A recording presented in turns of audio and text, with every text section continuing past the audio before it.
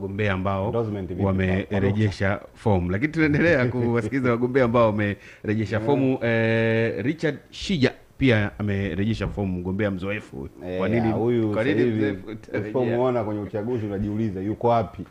Nilikuwa najaribu kulifuatilia kwa karibu hili swala.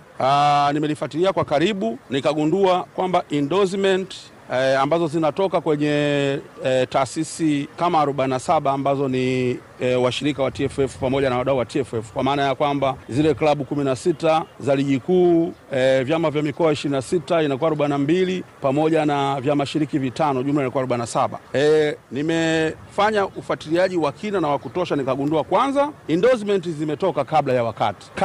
Wakati ni upi? Wakati ni pale tangazo la uchaguzi lilipotangazwa. Tangazo la uchaguzi lilitangazwa wiki iliyopita. Uchukuaji na urudishaji wa fomu ulianza Jumatatu iliyopita. Leo Ijumaa ndio mwisho wa kurudisha fomu. Lakini endorsement zimefanyika kipindi kirefu nyuma kabla ya tangazo la uchaguzi. Hili swala kikanuni sio sawa. Na mimi nimefuatilia kwa karibu sana. Nimefuatilia mpaka kujua endorsement hizi zimechukuliwa na rais wa sasa.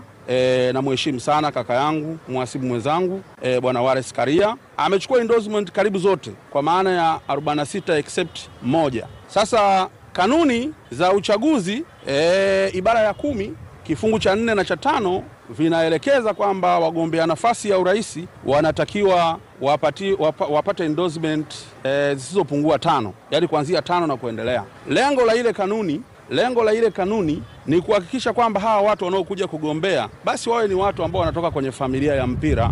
Ndio lengo la ile kanuni. Sasa inapotokea mgombea mmoja, tena kwa bahati mbaya rais aliyepo madarakani anapochukua endorsement zote, maana yake ni kwamba anazuia wagombea wengine wasiingie kwenye uchaguzi. Inasikitisha jambo kama hili linapokuwa linafanywa kwa mtu ambaye ana mamlaka ya uraisi wa shirikisho la mpira wa miguu Tanzania, TFF. Mamlaka ya uraisi ni mamlaka makubwa sana. Kimsingi rais ni overseer wa huu uchaguzi kwa mujibu wa katiba ya TFF, kwa sababu yeye ndio kiongozi mkuu wa TFF. Manake ndio kiongozi mkuu sio tu kwa kamati ya utendaji, pamoja na kamati zote za kikatiba zilizopo kwenye mpira wa nchi hii. Sasa rais kutenda kitu kama hiki kwa kweli ni kuunajisi uchaguzi. Yaani kilichofanyika ni kwamba uchaguzi umenajisiwa. Kwa hiyo nini cha kufanya? Mimi nimeamua kurudisha fomu bila kuwa na endorsement.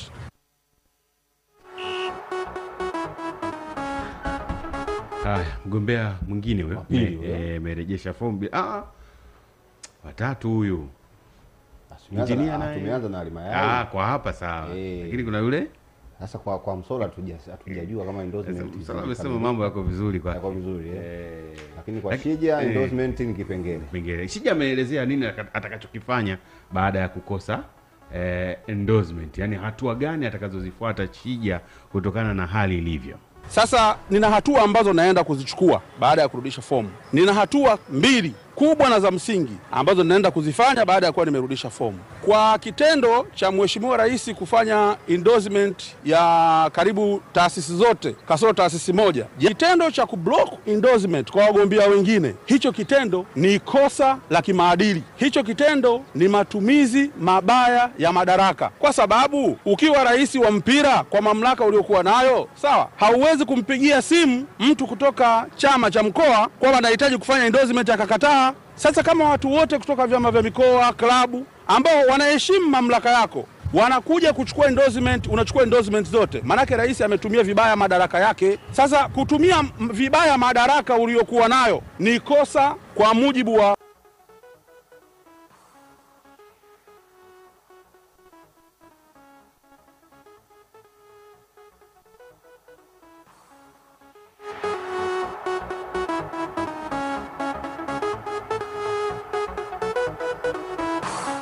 Sawa. Shija naona amekatikia njiani hapa. Nafikiri tutaweka sawa na mambo yatakwenda sawa sawia. Wamesikika hapo wagombea hao, watiania hao wakibainisha kuhusiana na hali hiyo ya kukosa endorsement, na kimekuwa kama kilio kwa katika kipindi hiki. Lakini nikumbushe jambo hapa, tupite turudi nyuma, ilikuwaje? Niombe ridhaa yenu ikiwapendeza, tumpe endorsement rais wetu wa chama cha mpira Wallace Karia kwamba sisi kama wana Kilimanjaro, watu wa mkoa wa Kilimanjaro, tunamfanyia endorsement aendelee kuwa rais wetu wa chama cha mpira, na kaka Khalid awe mjumbe wa kanda yetu, aendelee kutuongoza kwenye uchaguzi unaokuja na kwa kazi wanayotufanyia kwa Watanzania wote, ili tukubaliane na sisi tuweze kufanya uwe ni uamuzi wa mkutano mkuu, sio uamuzi wa kamati ya tendaji au sio uamuzi wa Isaac Munisi peke yake. Ni waombe tuidhinishe kuwa ndio wagombea wetu kwa mkoa wetu wa Kilimanjaro. Mnasemaje wajumbe? Basi nikuombe katibu, kama ile barua endorsement iko, tuisaini hapa mbele ya wajumbe wote, ni saini na nikabidhi kwa wajumbe wa kamati ya uchaguzi wa TFF, watusaidie kumpelekea rais, waseme haya ndo mawazo na maamuzi ya wana Kilimanjaro, si ya watu wachache. Kwa hiyo naomba tuletee hapa ni saini mbele ya wajumbe wa mkutano mkuu na maafisa michezo wetu wote wa mkoa wetu wa Kilimanjaro. Jamani, wajumbe wa mkutano mkuu na maafisa michezo wote, mmeshuhudia hii hapa, nimeonyesha hadharani. Kwa hiyo huu ndio msimamo wetu wa wana Kilimanjaro. Naomba msatifu uje hapa mbele, au kaka Zayuma upo hapa. Naomba hii barua tunakupa uifikishe ofisi ya katibu mkuu wa TFF. Haya ndio maamuzi ya wana Kilimanjaro.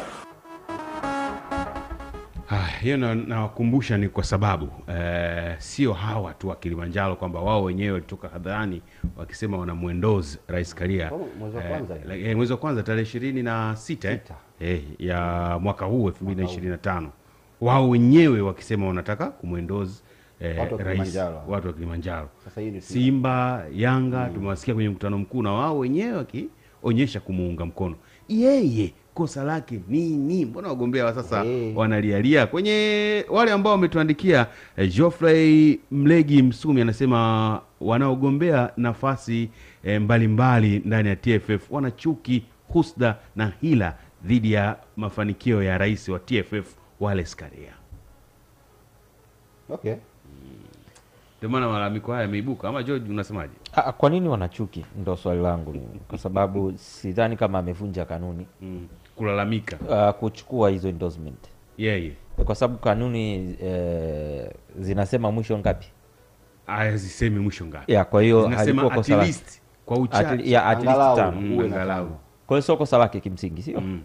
Kupata hizo zote, si ndio? Lakini mbona hiyo moja ambayo imebaki haisemwi ni ya wapi? Na imeenda kwa nani? At least now ingekuwa ina make sense kama tungekuwa tunajua iliyobaki ni ipi na imeenda kwa nani. Je, huyu aliyebaki yeye haofii kile ambacho wengine wanaelezwa kuwa wanakiofia? Lakini hoja ya msingi sana ambayo kaizungumza Alimayai, kama utakuwa umemsikiliza, anasema zamani walikuwa wanaruhusiwa kuindoze watu zaidi ya mmoja. Kwa sababu ile ilikuwa ni kama sehemu ya kufanya mnahitaji mchujo wa kuonyesha au kuthibitisha kwamba huyu mtu anafaa kuingia kwenye kapu la kura. Nadhani hiyo ndio ilikuwa mfumo sahihi sana kuliko kufanya wewe kura yako kipiga hapa basi, kwa sababu ile sio inayoamua president.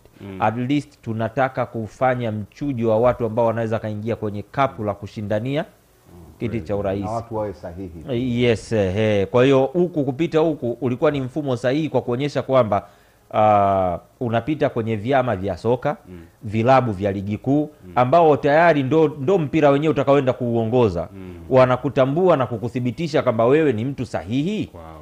Unaelewa vizuri? Alafu kule kwenye kapu la maamuzi ikaamuliwe kwa sera ambazo mgombea anaenda kuzifanyaje, kuzizungumza au kajiandaa nazo kwa mipango ambayo amejiandaa nayo. Nadhani hiyo ndio ilikuwa pointi ya msingi sana na tulipaswa kwenda nayo katika namna hiyo. Lakini watu wanaona kama wamewekewa upaja hivi kwenye uchaguzi huu kulingana na hizo kanuni zilivyokaa. Kwani hizo kanuni zimeanza wakati gani? Baada ya 2019. Baada ya uchaguzi ule, baada ya marekebisho ambayo yalifanyika kwenye mkutano mkuu. Lakini ndo zikaingia hizi taratibu zingine. Kulingana na pia hizo endorsement kuwa zinatajwa zote zimeenda kwa mtu mmoja, pia watu wanaona kama ni upaja. Kwa hiyo haya malalamiko hayakuwepo kwenye uchaguzi uliopita kwa sababu mjumbe mmoja alikuwa anaweza kaendozi mtu zaidi ya mmoja. Lakini sasa hivi katika amendment ile mjumbe mmoja kwa mjumbe mmoja kwa mgombea mmoja. Ndio. Na hapo ndipo ambako hizi kelele zote zimeanzia. Kwa hiyo msikilizaji